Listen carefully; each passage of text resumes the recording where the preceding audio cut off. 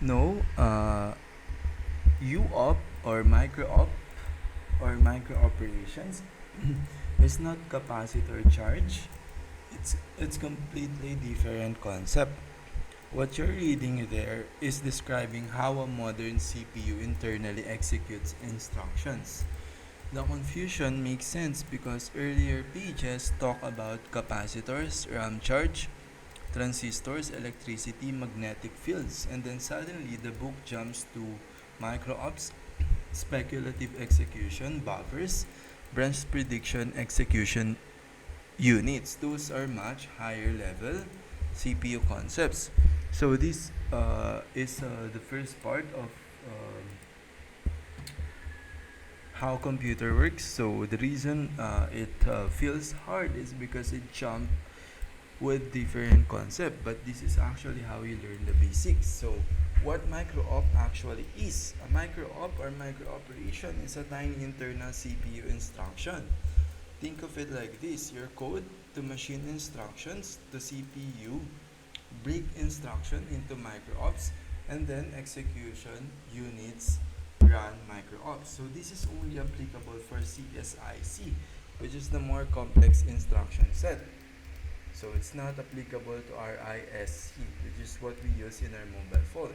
Example, maybe your program says add rocks comma with with an array with a memory parameter. So that one assembly instructions may internally become micro-op 1 fetch memory address, micro-op 2 load data from cache or RAM, micro-op 3 add value to register, micro-op 4 store result. Modern CPU break complex instructions into smaller pieces. Those smaller pieces are micro-ops. So what is the buffer? The text says micro-op in the buffer. That means CPU waiting area for micro operations.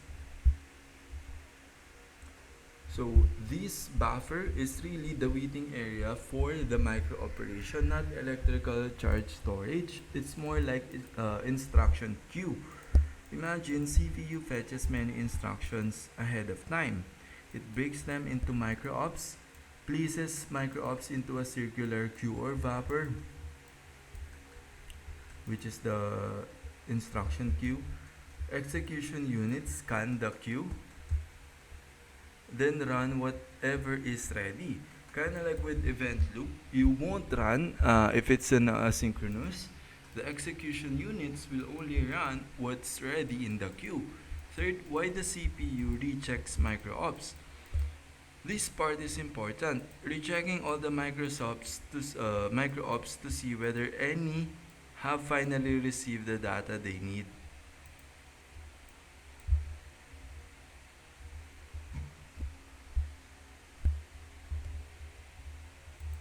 This means sometimes a micro ops depends on data not yet available.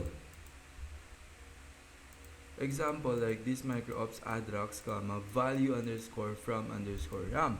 But RAM is slow, so CPU does not stop everything. Instead, it's a skip waiting micro op, execute other ready micro ops, come back later. Kinda like with Node.js. So it's the same principle of asynchronous execution. This is one of the reasons modern CPUs are insanely fast. Fourth, this connects directly to OSTEP and your async or await question. This is actually similar philosophy to async or await. In Node.js, await fetch data empty parameter. Node.js does not freeze the entire machine. It waits for data, does other work, comes back later. Modern CPU do something surprisingly similar internally, waiting for micro-op, execute other micro-op, return later. Different layer of abstraction, same optimization idea. Where capacitors are involved, capacitors belong to the physical hardware layer. Earlier in the chapter, the book explains RAM, transistor plus capacitor. The capacitor stores charge, like charge equal to 1 and charge equal to 0. That is physical memory storage. But micro-ops are logical CPU execution instructions. So the micro-ops are more of a concept rather than a physical or related to physical. The capacitor is directly related to the physical memory storage. So different abstractions layer entirely. Here's the full hierarchy you're seeing. This is the exact stack the book is slowly climbing. So you have physics, then electromagnetism. So electromagnetism is where there is a magnet when something are flowing or electricity are flowing in the wire, there will be a magnet around it. So electrons, so the electrons is just electricity, so that where electricity came from electrons. Then transistors, so the switch, so this switch, and then capacitor. So these transistors became semiconductors. Then capacitor, then ramp bits. So as you can see, the capacitor are after the transistors and before the ramp bits, then binary, then logic gates, then registers, then instructions, then machine code, then micro-ops, then execution units, then branch prediction, then speculative execution, then operating systems, then programming languages, then React or Next.js. That's why this book feels like everything connects, because it literally does. Speculative execution is one of the deepest modern CPU ideas. This sentence, speculative execution, because the order of micro-ops is based on branch predictions.